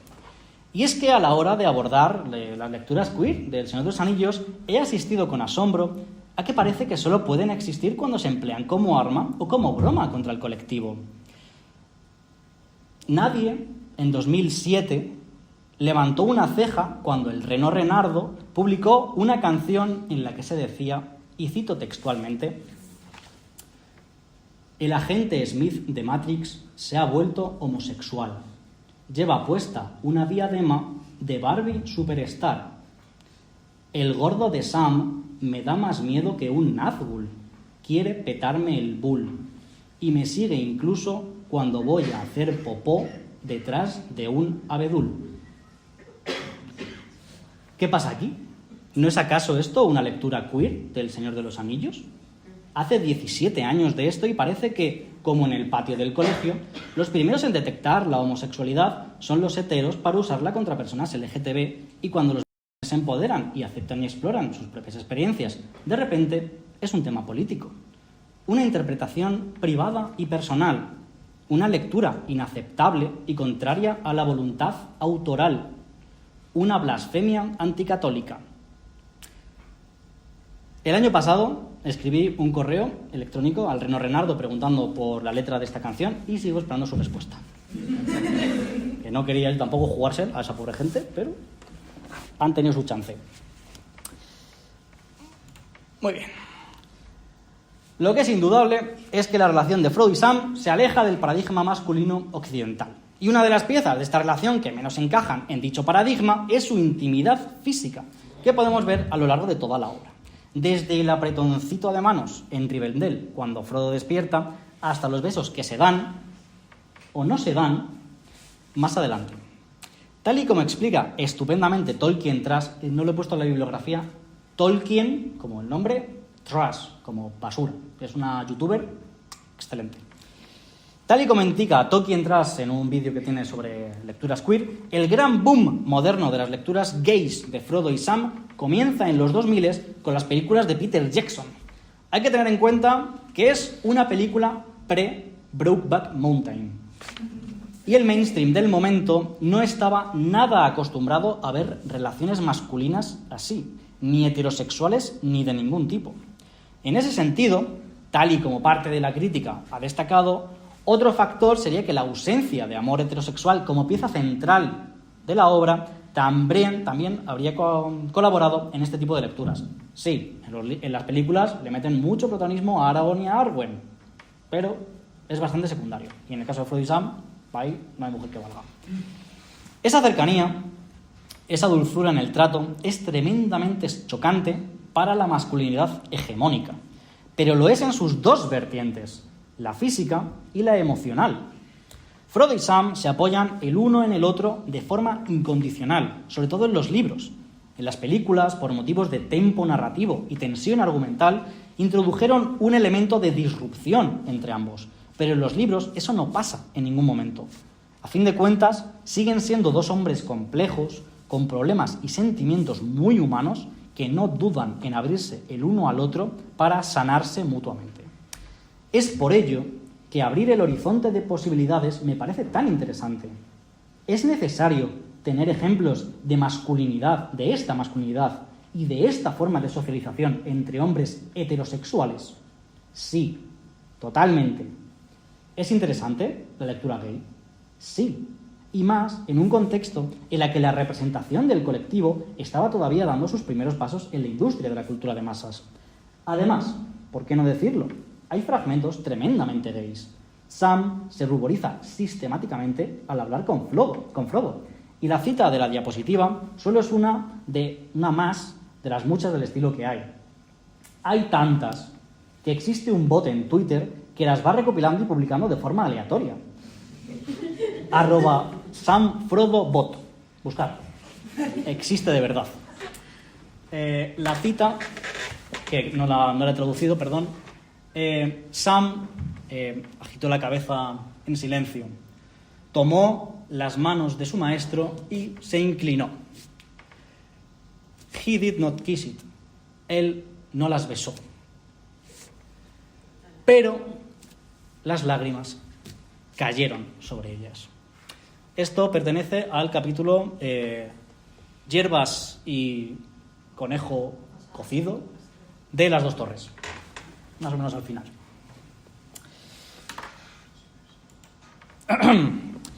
Pero aquí también siempre sale el tema de los oficiales y sus ayudantes durante la Primera Guerra Mundial. Todos lo estabais esperando, ¿verdad? Cuando canta el Reno Renardo, no. Ahí no se menciona. Pero cuando hablas en serio de que hay una clara lectura gay de Frodo y Sam, siempre te sacan este tema. Bueno, no pasa nada. Lo cierto es que está bien que salga de colación porque realmente no es el argumento que creen que es. Existe registro, al menos, de una novela gay sobre un oficial y su sirviente, de 1951. Si recordáis bien, al principio de la ponencia, La Comunidad del Anillo se publica en 1954, 3 años después. Pero no es el único ejemplo de homosexualidad o, digamos, masculinidades alternativas en el frente.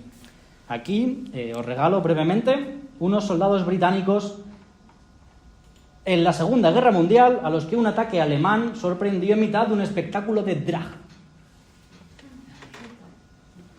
¿Soy yo el único que piensa que el Brody queda genial con un vestidito de flores? El Brody es ese yelmo característico del ejército británico, que es así como achaparradito. Estos son fotos reales de la Segunda Guerra Mundial. En fin, la carne es débil y no he podido resistirme, perdonadme. Ya en serio, tanto en la Primera como en la Segunda Guerra Mundial, fueron espacios en los que muchos hombres pudieron no solo experimentar la intimidad física y emocional por primera vez con otros hombres, también fueron momentos tan extremos y dramáticos que muchos homosexuales se animaron por fin a vivir su sexualidad por primera vez. Total, ¿qué les iban a hacer? ¿Matarlos? Muchas veces fue un tema tabú del que todos sabían que existía, pero del que nadie hablaba. Y en otras ocasiones, cuando finalmente casos salían a la luz, como el de Edward Brittain, tenían finales muy desagradables. Esto es una cita del artículo de Ostertag de Polygon. Lo cito al final. A fin de cuentas, la guerra era una sociedad de hombres al margen de la sociedad, pero era una sociedad a fin de cuentas. Y sigue siendo la primera mitad del siglo XX. Muy bien. Intimidad física, soldaditos afeminados. Me queda el plato fuerte que no os veis venir. Beren y Lúthien. Si hay una historia que vertebre el legendarium... Ahí solamente. Gracias. Si hay una historia que vertebre el legendarium de Tolkien, es la trágica historia de amor de Beren y Lúthien. Muchas veces se indica que Aragorn y Arwen son su versión moderna. Pero, como podemos observar, hay otros candidatos que dan mejor el perfil. Como podemos ver, en ambos casos hay una misión imposible y potencialmente mortal relacionada con una joya mágica. En el caso de Beren, el Silmaril, y en el caso de Frodo, el Anillo Único. En ambos casos, el protagonista es encerrado en una torre. Por si alguien no lo ubica, Frodo es encerrado en una torre tras el encuentro con ella la araña, la torre de vigilancia de los orcos. Y finalmente es rescatado por su amante, por su compañero Sam, cuando éste se pone a cantar y Frodo le responde, tal y como pasa con Beren y Lúthien. Finalmente, ambos héroes trágicos pierden un miembro superior, una mano en el caso de Beren y un dedito en el caso de Frodo. ¿Metáfora sobre la mutilación emocional trasladada a la corporalidad? Puede ser, pero la cuestión es que los paralelismos son más que evidentes. Yo añadiría también que en ambos casos les acompaña una criatura mágica. En el caso de Beren y Lúthien, el perro Juan, o Juan con H, y en el caso de Frodo y Sam, la criatura Gollum. Pero yo creo que con la anterior ya se ve bastante bien el punto. Lo curioso de esto, y aquí os remito de nuevo a lo que he indicado anteriormente sobre el Quijote, es que Sam es consciente de este paralelismo. En el fragmentito Frodo y Sam conversan sobre estos paralelismos y los peligros que están viviendo. Y entonces Sam dice, estamos en el mismo cuento todavía. Cuento o historia, no sé cómo se tradujo, pero creo que me seguís. ¿Es quizá esta autoconsciencia parte del subtexto gay? ¿Cuántas casualidades juntas dejan de ser casualidad? Intimidad, admiración mutua, vivir durante años en la misma casa. Que muchos de los hijos de Sam se llamen como antepasados de Frodo, sí, lo he mirado. Muchos de los hijos de Sam y de Rosita Cotto son nombres que no están extraídos ni del árbol genealógico de los Cotto, ni del árbol genealógico de los Samsagath. Están extraídos del árbol genealógico de los Bolsón. Frodo vive junto a su matrimonio de amigos con 13 hijos y le ponen nombres de su familia.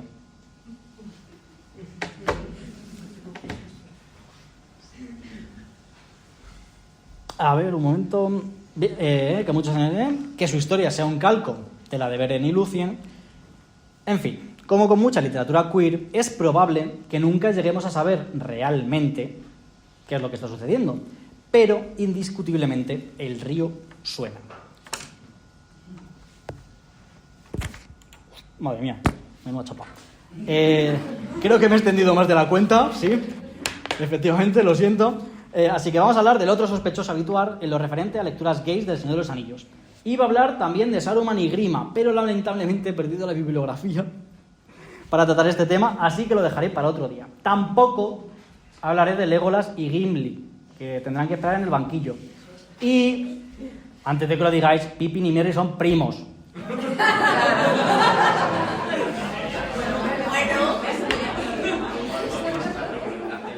Entonces, vayamos pues con nuestro solterón de referencia, Bilbo Bolsón, habitante de la comarca. Lo primero que salta al ojo sobre Bilbo, sobre todo en El Señor de los Anillos, es que no se casa.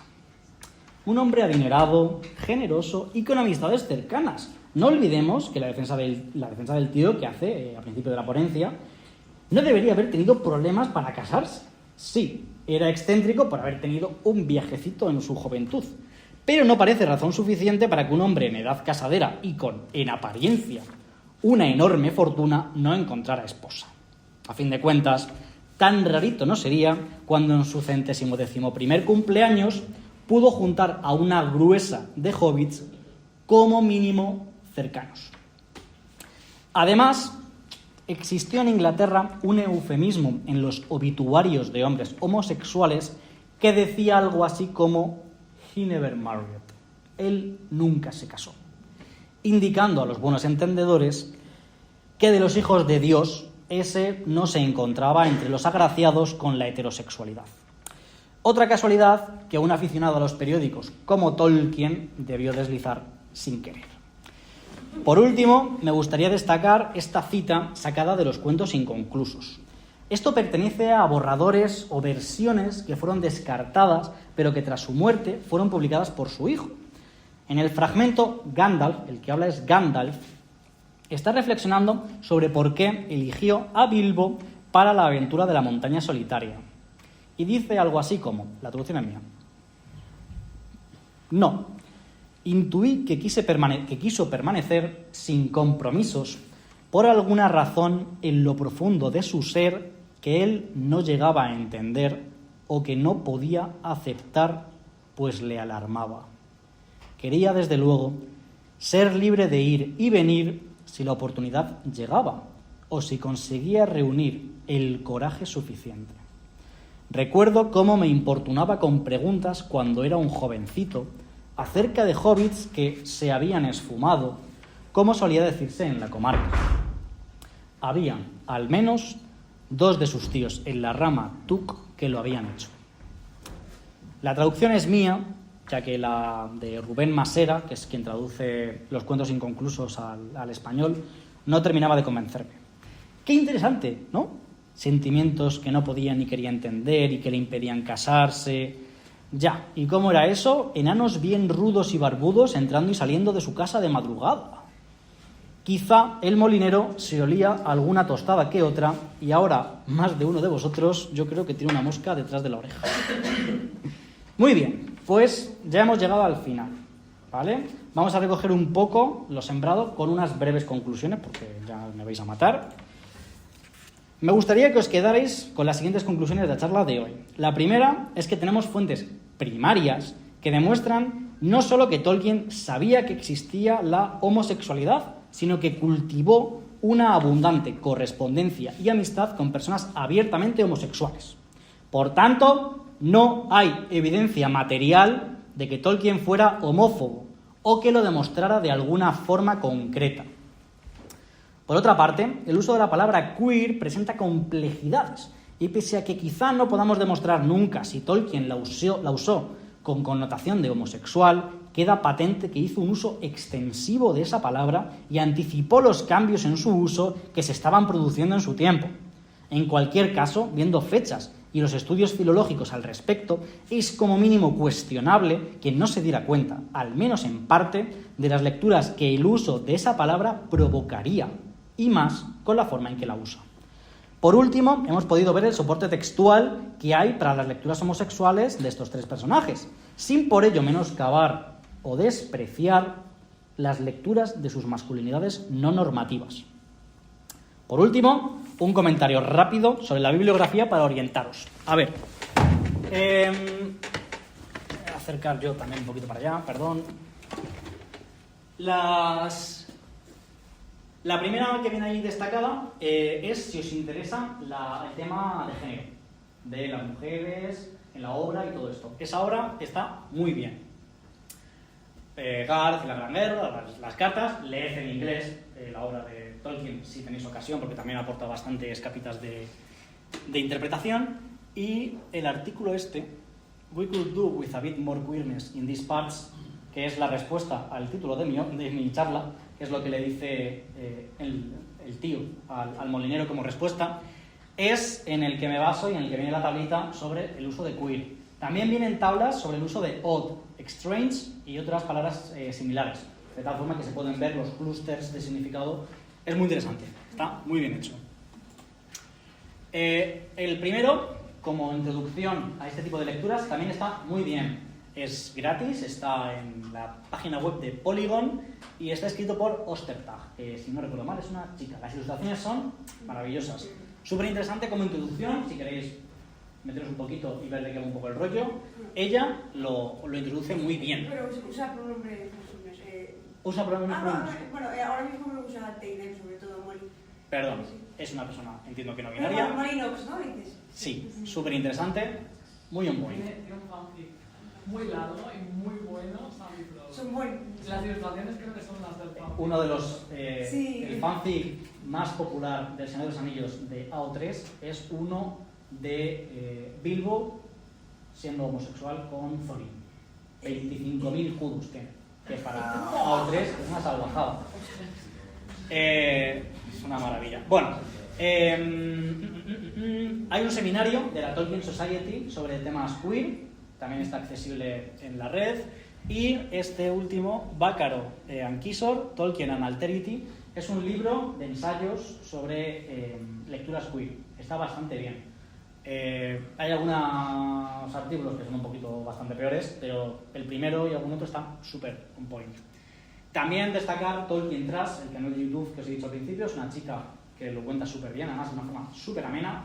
Lo que pasa es que es súper inglés, o sea, turbo inglés ahí, o sea que si no tal... Igual ¿Sin subtítulos? Creo que tiene subtítulos, pero va la tía bastante a fuego. Menciona muchos memes, yo ampliaré también por ahí en algún momento, porque las lecturas queer realmente han estado con nosotros desde básicamente la publicación de las películas. Lo que pasa es que siempre han sido ofensivos. Ahora no lo estamos empezando a tomar en serio. Por mi parte ya está. Si alguien tiene preguntas, es el momento. No sé cuánto tiempo me he pasado. Mogollón me he pasado. Perdón. Muy bien. ¿Alguna duda, pregunta, sugerencia? Si podemos volver un segundo a las tablas. Sí, sabía yo. Pero es simplemente porque me ha dado curiosidad y no sé qué significa y no sé si lo sabrás tú, lo que son en Gandalf y Valyman las potencias. Sí, a ver. No se le va a 14. Son notas. Vale. Digo, ¿qué es esto? En el caso de Gandalf y de Strider, Trancos, es que están citando a hobbits. Y Kisor lo señala. Vale. Están parafraseando a hobbits, lo cual a veces podría incluso contar como citas de hobbits en el uso de la palabra queer. Está muy concentrado en los hobbits y curiosamente en Bárbol. Yo creo que es un poco porque Tolkien intuyó un poquito el tema de utilizar queer como extraño, se ha quedado un poco apolillado y lo utilizan sobre todo personas un poco viejunas. Entonces, Triver, o sea, Bárbol, entraría un poco en ese perfil de persona así un poco vieja, que habla antiguo y apolillado, y por eso también. Y esta, y formaría parte de ese árbol de esa familia semántica junto con los hobbits. Además, en el propio Señor de los Anillos hay intuiciones de que quizás el bosque de los Ents llegaría hasta la comarca. En el primer libro hay una mención de que un hobbit, al cual nadie hace caso, dice que ha visto una bruja caminar. Que de hecho eso va para la aventura de rol. Y que las mujeres pueden que terminen en la comarca. Hay muchas teorías al respecto. Entonces, ahí yo creo que puede ser una forma lingüística de Tolkien, de Cerebro Galaxia, de relacionar ambos colectivos. ¿Alguna duda más? Del Hobbit no hay ningún listado donde venga. No, y es interesante, gracias, porque no lo menciono y se me había olvidado. Evoluciona el uso de queer desde el Hobbit al Señor de los Anillos. Aquí lo vemos súper ordenadito, empieza mucho y acaba poco. Y se concentra en los hobbits y casi nadie más lo usa. En el caso del Hobbit, la palabra queer se utiliza un poquito más repartidito, es más homogéneo su uso. Esto a mí personalmente me da la indicación de que Tolkien se hizo autoconsciente de que el uso de la palabra queer tenía que tener cuidado con ello y quería darle un uso concreto y específico, porque si no, no se explica la variación de su uso entre ambas novelas. si no hubiera representado, o sea, si no hubiera reflexionado al respecto, la hubiera usado igual que en la obra de hace 30 años. Pero 30 años después, dice, no, espera. Queer es para los hobbits, odd, strange y demás es para el resto de la gente. Yo de verdad que creo que Tolkien es un genio lingüístico y se olía bastante bien que en torno a la palabra queer estaba viendo ahí un movimiento social semántico curioso. Y de ahí que dijera, vamos a jugar con ella. A ver, yo lanzo aquí esta pregunta. Tolkien, de forma muy habitual, a la hora de redactar, a la hora de desarrollar y a la hora de redactar, no utiliza lo que se podía hacer en la época en la que él escribe, sino está imitando un estilo bastante específico. Entonces, por el Señor de los Anillos, sobre todo nos encontramos un estilo más victoriano e incluso un intento de redactar de una forma más popular para esa época lo que se podía escribir en el siglo X, siglo XI, siglo XII, y todas estas novelas que utilizan en el siglo XII de aventuras, siglo XVIII victoriano y demás. Sí. Entonces, en el siglo XIX se utilizaba, por ejemplo, mucho la palabra gay como alguien feliz. No igual que ahora mismo. Otra palabra que ha ido cambiando a lo largo de los años. Entonces, ¿no crees, o alguien se ha planteado la utilización del término queer como adaptación de un gay, un feliz o una palabra previa, que es lo que él quiere? O sea, no se me estoy expresando. No me estoy expresando. O sea, creo que entiendo tu punto, pero creo que la utilización del término queer es intentando poner un término que sea más habitual a los lectores y a las lectoras de la primera mitad del siglo XX, intentando imitar algo que existía previamente. Sí, a ver, Kisor habla bastante bien de todo esto. Normalmente queer no aparece solo o aislado, aparece en una cosa que ella llama clústeres de palabras relacionadas, que son conjuntos de palabras similares. Entonces, se refuerza bastante la idea en varias ocasiones de su uso como extraño y también como se dice, como un lenguaje apolillado. A fin de cuentas, él era un estudioso de la literatura medieval y él era perfectamente consciente de ese tipo de Claro, porque es que movimientos. yo no me iría tanto a... Es que en la Primera Guerra Mundial había colegueo, porque ya lo hemos pasado, estoy de acuerdo con que esto pues pasó. Pero sí que veo en estudios y habiendo leído textos del siglo XIII, del siglo XIV, y de esa idea de caballeros fieles, entre ellos los propios caballeros artúricos, cómo son fieles y demás, en esa época no se estaba buscando decir nada gay, porque tienes otros textos que sí que son explícitamente homosexuales, me refiero, dentro de la Edad Media tienes unos textos que dicen, vale, aquí estabas hablando de otra cosa, vamos a agregarla, mientras que los textos artúricos no están mostrando eso. No puede ser que Tolkien esté utilizando... Planteo preguntas, ¿eh? Sí, a ver, eso es una cuestión muy interesante que daría para un apartado concreto. La literatura caballeresca, sobre todo medieval, se basa mucho y funciona mucho con... La literatura caballeresca normalmente es siglo XV y XVI, no sería medieval, sería renacentista. La literatura medieval, que posteriormente fue transcrita en el Renacimiento y que se transmitió primero de forma oral, funcionaba mucho, sobre todo con estructuras poéticas fáciles de recordar, porque inicialmente eran orales. Sí que es verdad que posteriormente se registran y Sergawen y el Caballero Verde, que es uno de los grandes estudios de Tolkien, partirían un poco de ahí.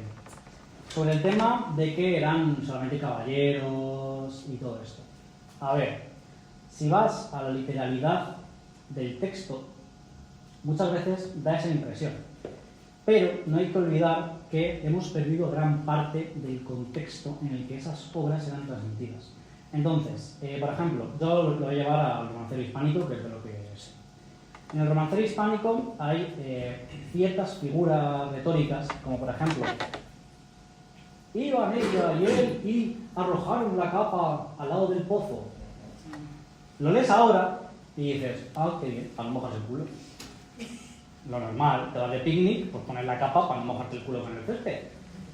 Pero no significaba eso en la época. En la época, cuando un juglar o tu abuelo te cantaba ese romancero, sabían que lo que habían hecho era consumar. Entonces, por mucho que en muchas ocasiones se trabaje y se trate el tema de eran muy buenos amigos, el escudero le hacía esto y le hacía lo otro, Amadís de Gaula se fue y besó en el rostro llorando de su escudero, es fácil caer en eso de decir, no, eran muy amigos, pero nunca queda definitivamente ¿Quién no claro. utiliza esos textos? No estoy hablando de esos textos, estoy hablando de un texto como puede ser Beowulf, un texto que puede ser el Jabamán o todo ese tipo de textos. Es verdad que Sir Gawain, él lo trata y él lo estudia. Sir Gawain es del siglo XIV.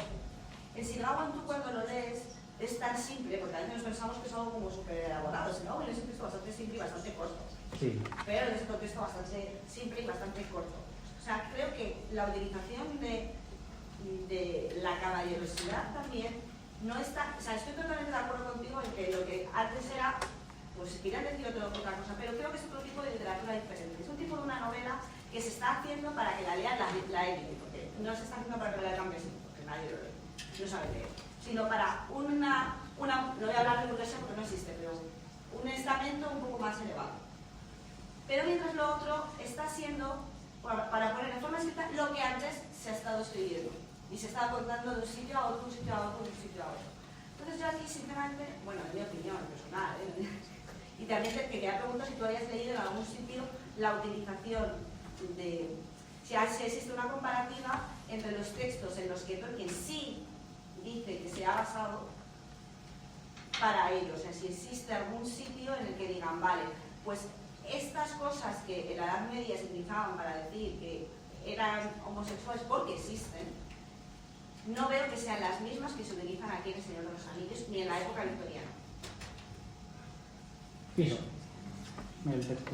Pues que lo leeré. Y de hecho, es que realmente estás apoyando su tesis, porque si lo que quieres decir es que Tolkien está utilizando queer en el sentido decimonónico, Auden es el que señala el uso de queer como homosexual desde 1826. No estoy utilizando el término queer, estoy hablando de otros comportamientos que tú mismo has hablado que podemos ver en la obra del Señor de los Anillos. Es un texto. Pues no, tendré que mirarlo. No te digo. Otra pregunta que salió. Creo que tú tienes una pregunta. Sí. Bueno, me ha gustado muchísimo, me ha parecido muy interesante. Viene reflexión y pregunta. En primer lugar, una de las cartas, mi compañera Redel lo sabe, que hemos tratado en el Secreter, Tolkien dice textualmente que cada palabra que hay en El Señor de los Anillos está pensada. Eso puede cimentar bastante la charla. Cada palabra que aparece en El Señor de los Anillos está pensada y sabe lo que significa. Es importante, yo creo, señalar que para la aplicabilidad que él busca es fundamental el uso de palabras que tengan muchos significados. ¿Por qué? Porque a la hora de leerlo yo puedo hacer uso de esa aplicabilidad, ¿no? La aplicabilidad es la libertad del lector, pero la alegoría que es la dictadura. El león es Jesucristo. ¿Eh? El león es Jesucristo. Sí, exacto. Entonces, no considero que tuviera una intención única, sino que había libertad del lector. De eso trata la aplicabilidad, ¿no?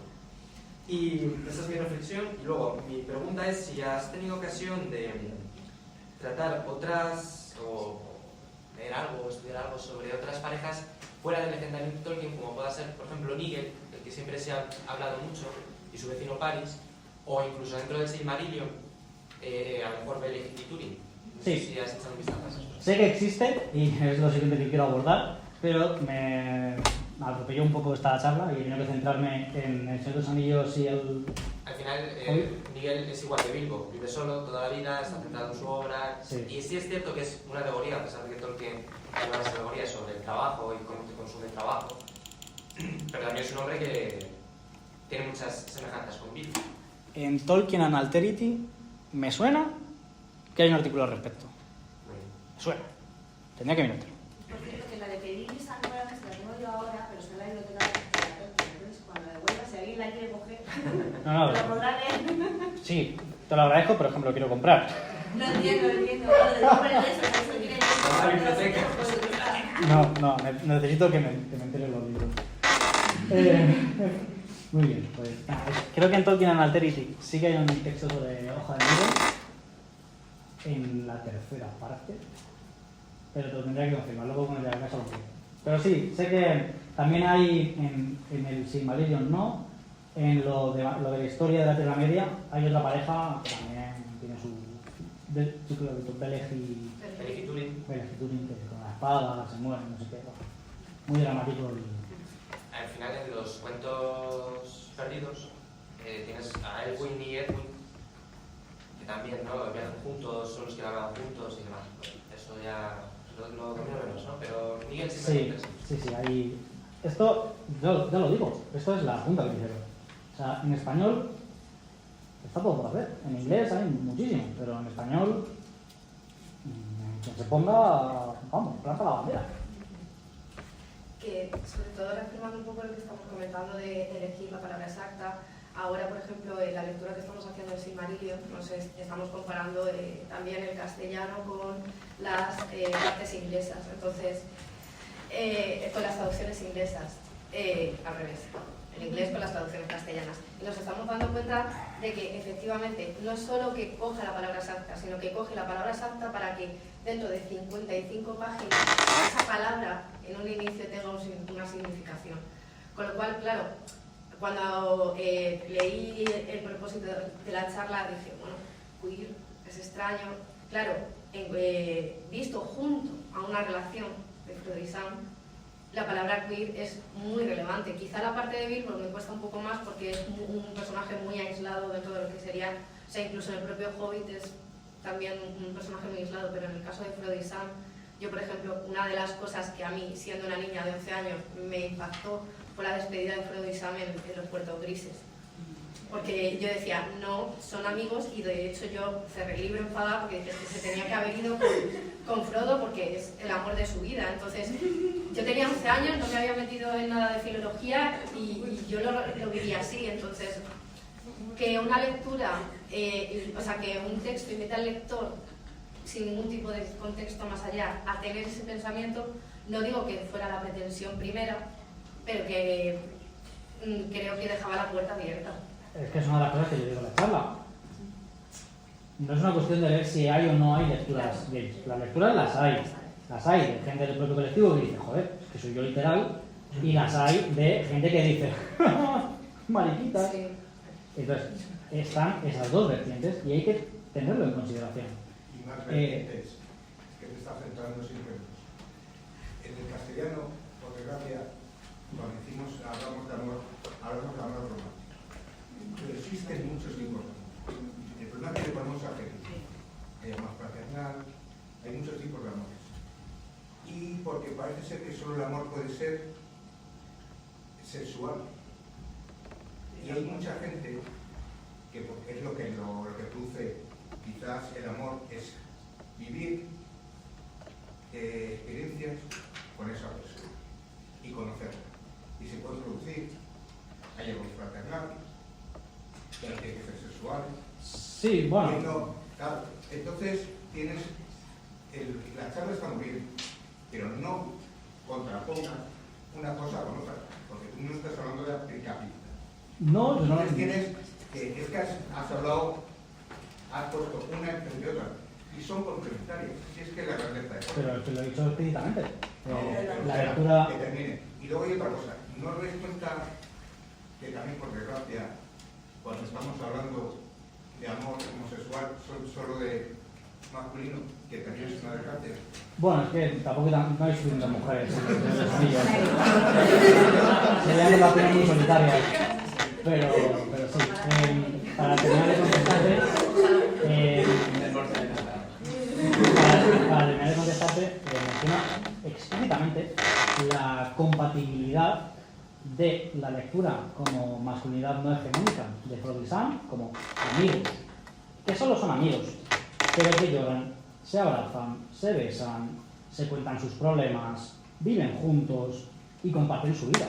Y esa lectura me parece muy importante también, sobre todo en un contexto en el que estamos viendo que se están dando pasos atrás en ese sentido.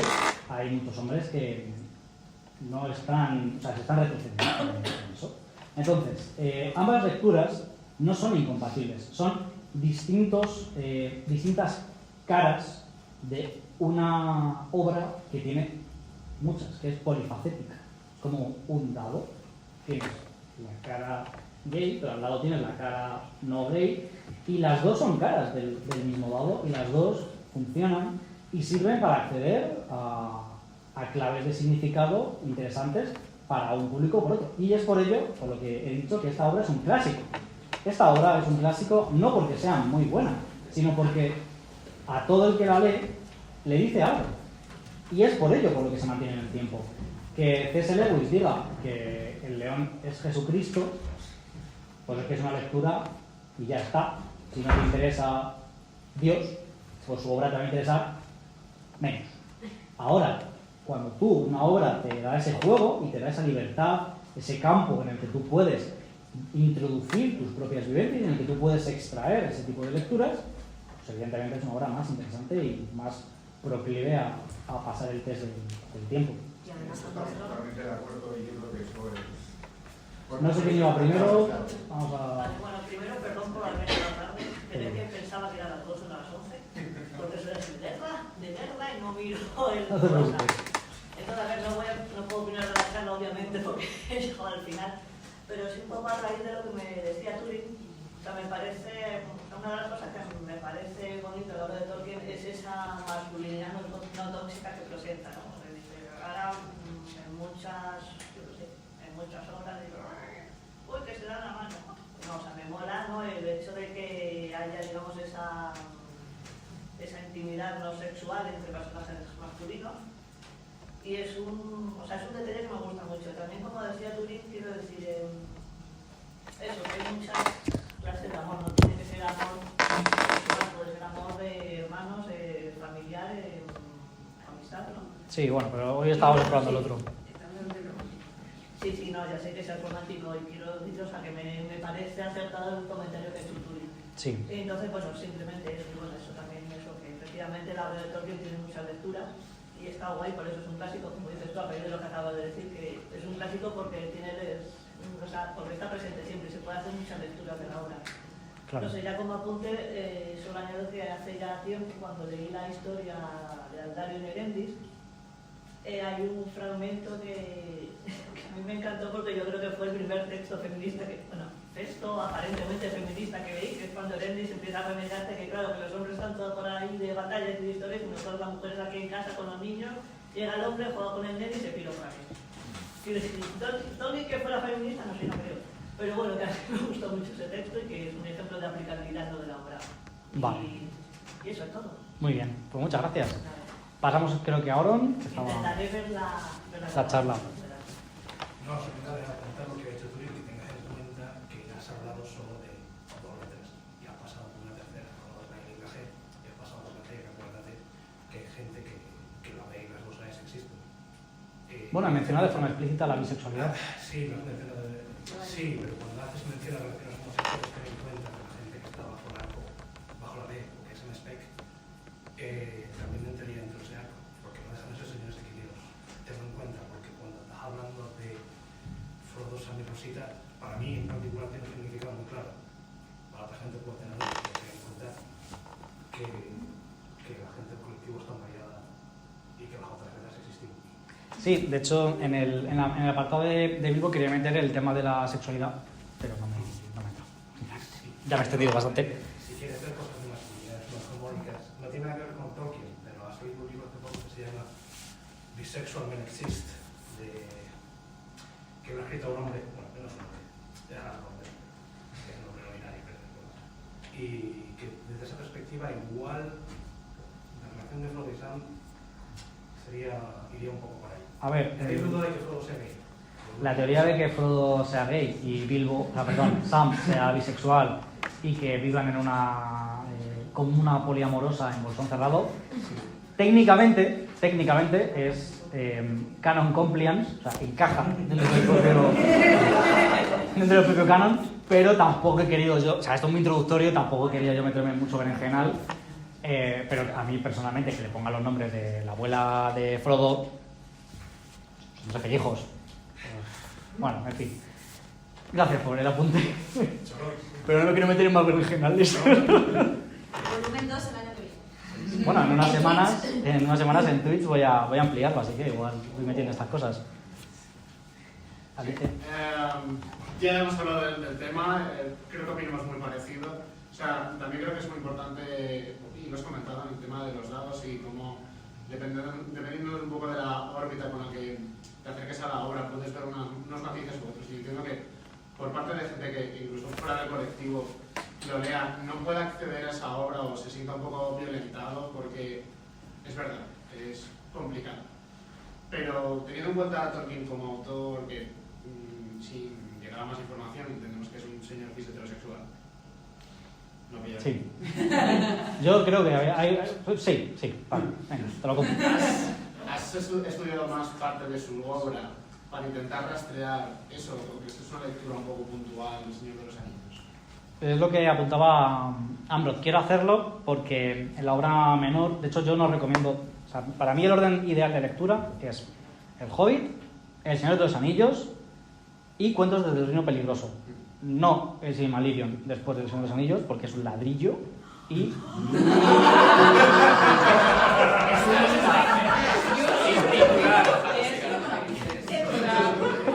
¡Cancelado!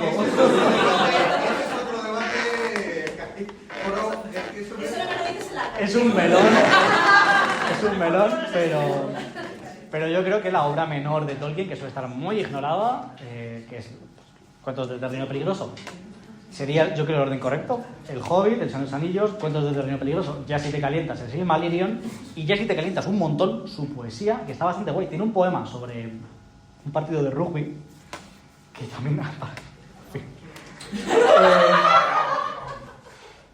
se dedica mucho tiempo a reflexionar sobre hombres sudando. y que es maravilloso. Su obra poética es súper interesante y es pues bastante ignorada. Y creo que también merece la pena entrar en eso. Pero sí, quiero entrar en Hoja de Nigel, que ya han apuntado que es un poquito de aquella forma. Y en el Silmarillion también hay un par de pinceladillas de personajes que dices: a ver qué pasa aquí. Así que sí, a ver si continúo. Y sobre todo también creo que arrojaría mucha luz sobre esto, lo que he dicho, de comparar el poemario de Baj Smith a Spring Harvest. Es dominio público. No paguéis por Spring Harvest, os la podéis bajar gratis. Está publicada en línea de una forma bastante bien editada para que se pueda leer en inglés, porque no está tanto por hacer. Pero una comparación entre la obra de Baj Smith y El Señor de los Anillos es tremendamente interesante. Hay muchísimos paralelismos. Tantos paralelismos que dices, es que a lo mejor Tolkien estaba teniendo en la cabeza estos poemas de su amigo cuando estaba escribiendo El Señor de los Anillos. No es descabellado. Él mismo los editó. Él fue a la madre y dijo: oye, que mi colega que se ha muerto tenía estos poemas, déjame publicarlos, por favor. Y al final los terminó publicando él, y el prólogo es de Tolkien. Y sabemos cuándo se escriben esos poemas por Tolkien. Entonces, es que esto, ya os digo, es la punta del iceberg, y mi motivación principal para hacer esta charla es que no se quede en esta charla. Es que alguien de aquí diga: oh, qué guapo esto, a ver, voy a leerme esto, voy a leerme esto otro, y voy a hacer yo una charla sobre Baj Smith, voy a hacer una charla sobre esto, pero bien, porque Javier lo ha hecho fatal, o lo que sea, ¿sabes? Así que, bueno, creo que te respondí. ¿Alguna pregunta más? No, era el comentario, que es verdad, el poema A Spring Harvest está editado por Tolkien y la introducción, el prólogo es de Tolkien. Entonces es también muy significativo. A mí personalmente la parte de la charla que más me ha gustado es esa primera parte sobre la correspondencia con personas abiertamente homosexuales y su relación también con Kevin Smith, que me parece que son cimientos de muchos de sus poemas y es una noticia. Tiene mucha influencia.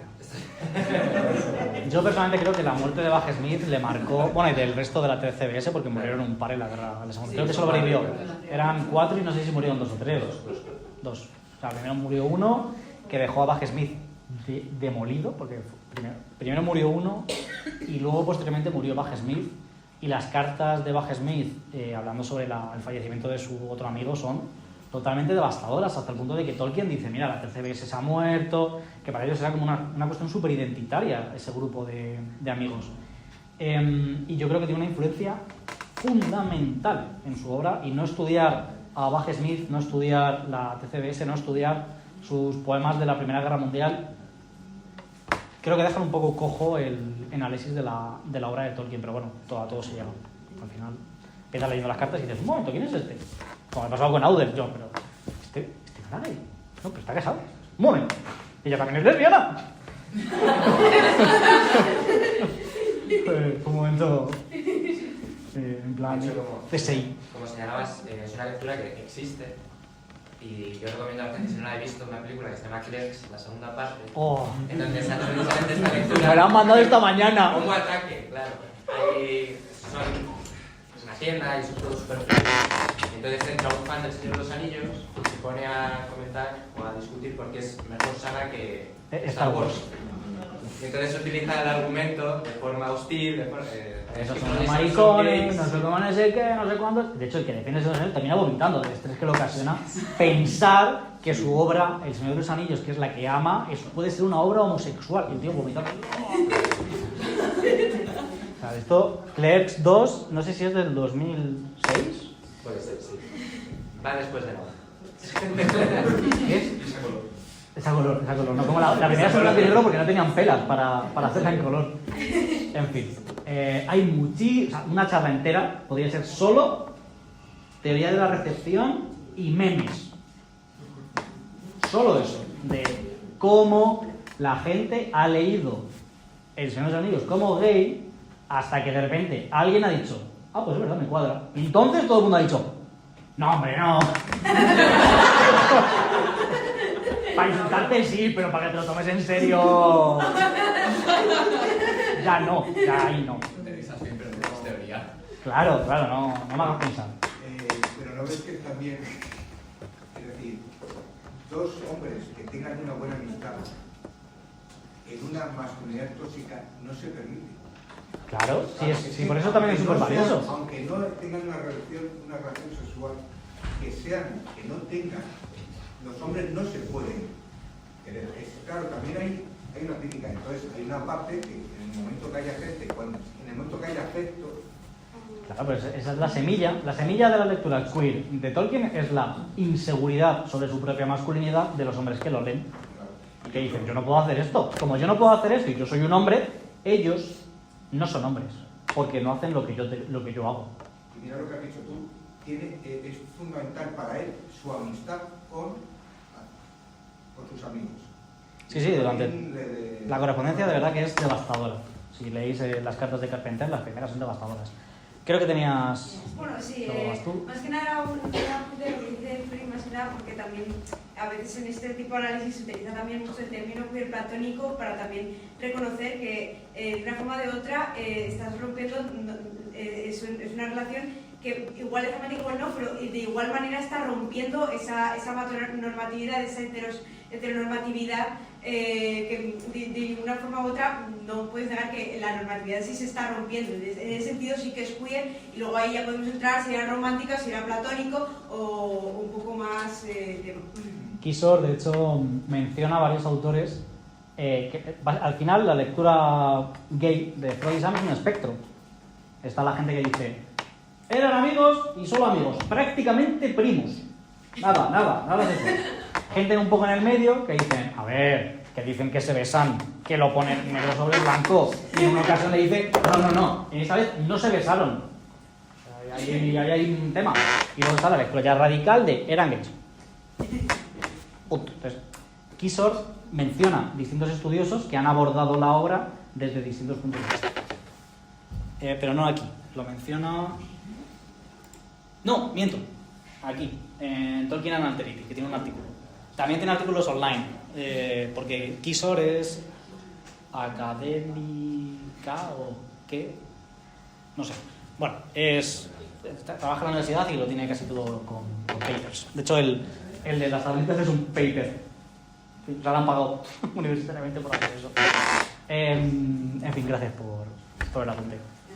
No, que un poco, según lo que dice la compañera, si analizamos la palabra queer entonces, desde donde partió hasta donde ha evolucionado, pues tenemos El Señor de los Anillos, que nos permite explorar ese avance de la palabra queer desde la masculinidad no tóxica hasta el punto de una homosexualidad quizá más flagrante. Y en cualquier caso, creo que más allá de esa masculinidad no tóxica hablar de amor romántico en El Señor de los Anillos también es un poquito pretencioso, porque si yo me voy a las relaciones heterosexuales del Señor de los Anillos, son heterosexuales románticas porque terminan en un altar. No hay nada más que me indique un romanticismo entre Arwen y Aragorn, o entre Eowyn y... se me da el nombre ahora de Faramir, que Faramir le da la capa de su madre y la capa de estrellas de su madre para ir a la boda. Entonces, Era un poco mojigato. efectivamente, quiero decir que el romanticismo han de estar. Tampoco necesito que Sam y Frodo terminen en la cama para pensar en un romanticismo si Aragorn y Arwen de facto no lo están haciendo, ni Eowyn ni Faramir. Entonces, Hay un montón de fundidos a negro. es más, quizá la relación más sexual del Señor de los Anillos sea entre Gimli y Galadriel. Quizá, cuando le entrega el cabello, quizá, y es que ni siquiera. Y más si tienes el Silmarillion, Y y más ves la que se intereses, monta. efectivamente. Entonces, quiero decir, tampoco creo que sea entre una dicotomía entre amor romántico o no romántico, sino que de hecho esa intimidad en El Señor de los Anillos no se explicita ni en las heterosexuales.